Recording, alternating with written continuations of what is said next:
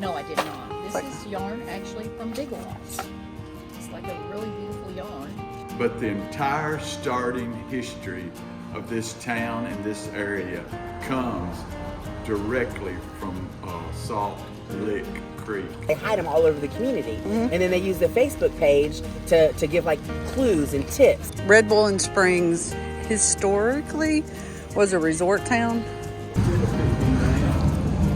Remember, there's something called rest and relaxation. Turn your phone off, go on the front porch, prop your barefoot feet up, look at the creek, listen to the sounds, absorb nature. We are in Red Bowling Springs at the Folk Medicine Festival. Me and Morgan and Oma and all the rednecks. I mean, all the wonderful people.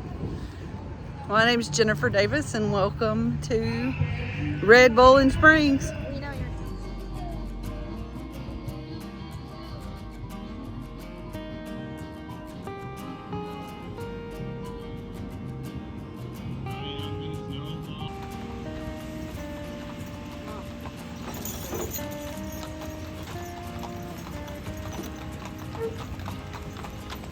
Beautiful.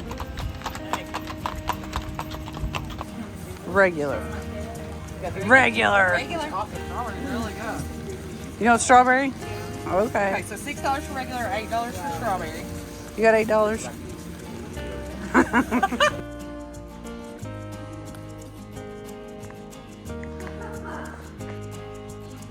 I like the colors in this one. You are in Red Bowling Springs, Tennessee, in the future Museum of Red Bowling. So where is Red Bowling Springs in Tennessee? Like, how would I find It is in a nice, quaint little county called Macon that borders Kentucky. And it would be north of Nashville because... It's northeast of Nashville. And where's the name Red Bowling Springs come from? Red Boiling Springs. Red Bowling is based on mineral water. We have 5 types of water that you won't find anywhere in the United States or in the world, but here and I think a place in Europe. And what are the 5 types of water? White, black, red, double and twist, and freestone. And each water is for a different ailment. The double and twist, you know what that would do? No. You drink it and you double over and twist. It was so sweet. Tell me what's happening in Red Bowling Springs today. It is the medicine festival. And it's been going on, so I didn't know I was going to be interviewed. 10 years. 10, no, it's been going on longer than It has? that. Yeah, much longer than that. But because the town was founded on the mineral water, it was a resort town.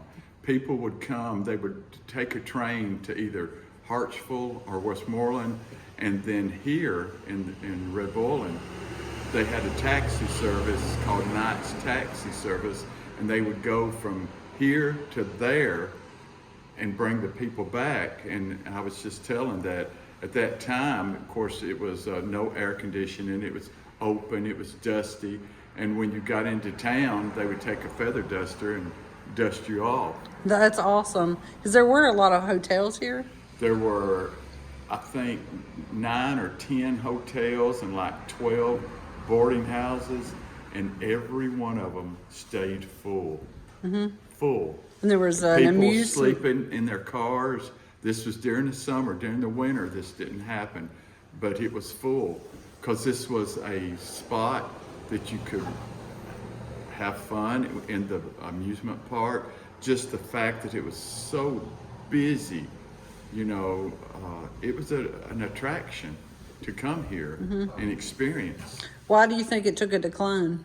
Well, I think with the advent of modern medicine, you know, now you have a pill for everything. And we are a generation, or many generations, that want to take a pill. I think we're too lazy to invest in doing something called relaxing and resting, which is what you could do when you came here. I noticed the creek under the bridge up there is really flat. There was a swimming area there. It was dammed up as a swimming pool. Also down Lake Road. Lake Road was a lake that was dammed up. You can go around and take pictures of some of these images on the wall. It's all the history, but the entire starting history of this town and this area comes directly from Salt Lick Creek. The animals came to lick the salt as a natural way to enhance their body. You'll go up here, and I want you to, and take pictures of the sign talking about Macon County is on a nationally designated Native American trail, and it has 3 names. It goes by the Cumberland Trace, which is a European name, I guess you'd call it, the white man name. It's called Talentinsky's Trail, which Talentinsky was the principal chief of the Cherokees, and then it goes by the Buffalo Road. And why would buffalo be here? So much that they would call it a road to lick the salt. Downtown Red Bowling was a Native American village. Chief Katawali was the chief at one time. And why? Because the salt brought the animals in, it brought the long hunters in, it brought the white man in. Was this trail connected to the buffalo that come out on Dickerson Road in Nashville? Oh, I'm sure they all were. Because they say that was the Buffalo Trail, and right at the end of Dickerson Road when it comes into Nashville, they've put up a monument of buffalo. Oh, really? Because Nashville was also on a natural lick. Just because you don't see buffalo now, you might spot them sometimes on a farm as an oddity, but it was just a natural progression. Buffalo were here. We owned a farm on the Barren River in Monroe County, which bordered not far from here. And I was told the last buffalo was ran off the cliff into the Barren River. You know, I don't know the year, but we owned the farm right across of it, which was the Ryherd farm. But buffalo was definitely something. And during exploration of this area, there were no highways, official highways. All it was your Native American trails and your game trails. And can you imagine, for generations upon who knows how long, these animals migrated to these salt licks, the road and the clear that it would make, you know, because this was wilderness. So a buffalo is going to clean out a trail, you know. A good trail to follow. And ruts. They said that they were like ruts where they would walk and, you know, it would just create ruts. And it's not done in just 1 or 2 times. That was done for eons. Of time. Is there anything we should see while we're here? I would encourage you to go around and look at all the historic signs, take pictures of them, absorb the history of it. If you don't understand, go online. As I said, this, where we're sitting, is in the process of becoming the History Museum. And I would encourage you, if you have any interest at all in preservation or the history of this area, is become a member of a group called Vision 2020, who are instrumental, or they're the ones that are refurbishing and creating this museum. Is there opportunities for people to come here and start artisan businesses or craft businesses in some of the... Yes, it is. There's another organization called 37150. If you value the history, become a member of these groups that are trying to make a difference. A lot of people are moving in here from out of state. Why? Because they have found an oasis hidden in these hills and hollers. You know, people are friendly, nice, crime rate is very low, good people. Is there any reason why we should come back later in the year? Well, of course. Do you have other festivals in the year? There's always something going on, and others to be developed in the future. But come back, just to go to one of these hotels and sit on the porch. What am I going to do? You don't have to do anything. It's called something that we have forgotten what to do and how to do, rest. Kick your shoes off, listen to that creek flow, sip you a glass of sulfur water, and relax. Imagine. Turn your cell phone off, close your eyes, and absorb nature. Let God come back into your life. That's perfect. What are you making? I'm making a scarf today. And did you spin your yarn? No, I did not. This is yarn actually from Big Lots. It's like a really beautiful yarn. It is very beautiful. And over there are some scarves that are made with the same yarn but a different color warp, and you can see it looks like a totally different yarn. Oh, wow. I used a off-white warp here and a dark brown warp there, and it just completely changes the color of the scarf. Where did you learn to weave? I taught myself. This was before internet, so library books. Go check out library books and read. And my husband had bought me a big floor loom that was actually a rug loom that I still have, one of my favorite looms, and I learned how to weave rugs at first. And weaving is pretty much translatable to about any object you want to weave. Doing the scarf is the same as weaving a rug, over, under, over, under. How does the mechanism work? I'm going to stand behind you. Okay. It's got 4 treadles, which I could do a more complicated pattern. I'm only using 2 shafts. If you see, I've got this set of threads raised up with this second treadle.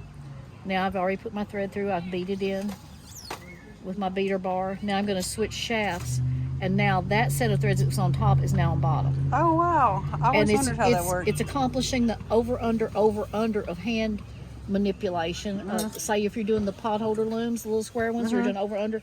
This is the same thing, except I'm doing it 40 times at one time because I have 80 threads across here. Oh, wow. It's beautiful. So with one pass, I'm doing over, under 40 times. And now I'm switching back. This top is now down here. And it locks it in like your fingers lock in. If you look at some of those scars over there, there's like a mock houndstooth there on the right. On this side, there's a log cabin pattern. All of those are using 2 shafts only. It's just with threading and using 2 colors of thread to weave with. And that's how you accomplish that complicated looking pattern, which is not complicated at all. Your threading does a lot of your work for you. And there's a lot of math, especially in the more complicated patterns. So when I'm teaching children, I always try to impress on them, hey, here's where you're going to use your math at, It's going to come into use and translate into cloth. Where are you from? Fountain Run. I actually live over in Barron County, but Fountain Run is my address. What's your name? Ann Fife. Thank you for sharing with us, Ann. Oh, I was glad to. I'm always glad to share. We also do the 615 rocks. So after the kids come together and decorate the rocks, they hide them all over the community. And then they use the Facebook page to give like clues and tips to where the rocks are. And then other people go and find them, and then you have to re-hide them. Oh, cool. I didn't know it was a Facebook page. Yeah. So 615 Rocks is the Facebook page. And we have a rock art contest every year in the spring here. And it's just something that we like to promote, that you can do arts anywhere, no matter where you are. Yes. Using what you have. Very much so. True. Cool. Well, thank you. Thanks for and you do it as part of the vision? Oh, no, we do it as part of the 37150 Community Center. We also have a Facebook page and Instagram. So check us out on both things. And we have all of our events and all of our programming going on a regular basis. And it's 37150 Community Center. Oh, it's the gotcha. actual zip code Go of to the Red Bull in Springs. That's so cool. Well, thank you guys very much. Thank you for Y'all have a coming. good day. Do the same. This is awesome. Where are you folks from? I'm originally from Gallatin, Bethpage area. Bethpage? Yeah. Sumner County. Sumner County. Sumner. You gotta get all the things in there. Sumner County. Lafayette. Yeah. That's what we were talking about. I was like, Lafayette's French for pothole. That's great. That's so real too. It is very real. So we got a lot going on over here. Yes. Well, we have a little YouTube channel, so you're gonna be on our YouTube channel. Hi. Terrible at being on camera. That's all right. We'll edit it so it's all cute. Oh, good. It's called I Am From Tennessee. Oh, I am too. Definitely am from here. Yeah. Me and both my daughters were all born in the same labor and delivery at Sumner Regional Oh, yeah? Hospital. Very My nice. buddy Herman, I found him up in the woods. So how'd y'all get started doing this? You take a place. I actually got really into apothecary and medicine making when I got clean off of hard substances. I turned to herbalism, and it's truly saved my life. Being able to alchemize and like make medicine that like helps me inside and out in my brain and my body, and I can show other people how to do it too. But in sober living, I spent 2 years completely substance free, learning about herbalism and ancient Chinese medicine. So And was that in your sober living where you were, or like? it wasn't incorporated, No? but astrology and this are two things that I found because I was able to get everything else that wasn't serving me out of the way. Yep, that's awesome. Thank you. Congratulations. Thank you. Welcome, right? Yes. Welcome. I'm glad to be here. Absolutely. Mine was, I guess I was probably in my mid-20s, and I was having, like, my face was doing all kinds of stuff, and no matter how much money I spent or what I bought, I still was having breakouts. So a friend of mine, his grandmother is an herbalist, and so she started teaching me about plants and making my own things, and it has grown from there. With this festival, this is my 10th year, and this with the festival, and this is my 8th year giving the herb walk. Join our afternoon. So spring, if you just like to look around, we are doing a People's Choice Award. If you want to vote for your favorite, so just pick. They're all numbered. Okay. Pick your favorite. We're doing a raffle. Okay. But we don't have the tickets. They're down at the Step Back in Time shop back downtown. Okay. If you buy a pin cushion or a needle catcher, it enters you into win the quilt. Oh, cool. And who made the quilts? So I don't know if Betty Trump made it or if it's just from her What staff. about the quilts in here? They're just various people. Some of them are local, some are from Huntsville, Alabama, because that's where we're from. And some, like one lady's from Castile Springs, which is around here. Some people are from Cookville. Does it have their name on them? Yes. Okay. It does. Thank you very much. Yeah, absolutely.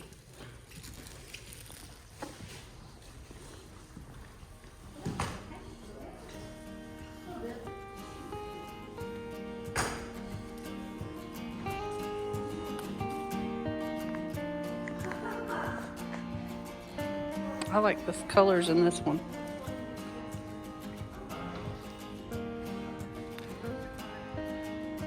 It's beautiful. Paula Davis made it. It's called See It Storm. My mother made this for me to celebrate me getting married this past March. She's only getting a little done, but I can have it back until after the show is done. Okay. Yes, ma'am. That one's pretty. I like the fact that there's a story there.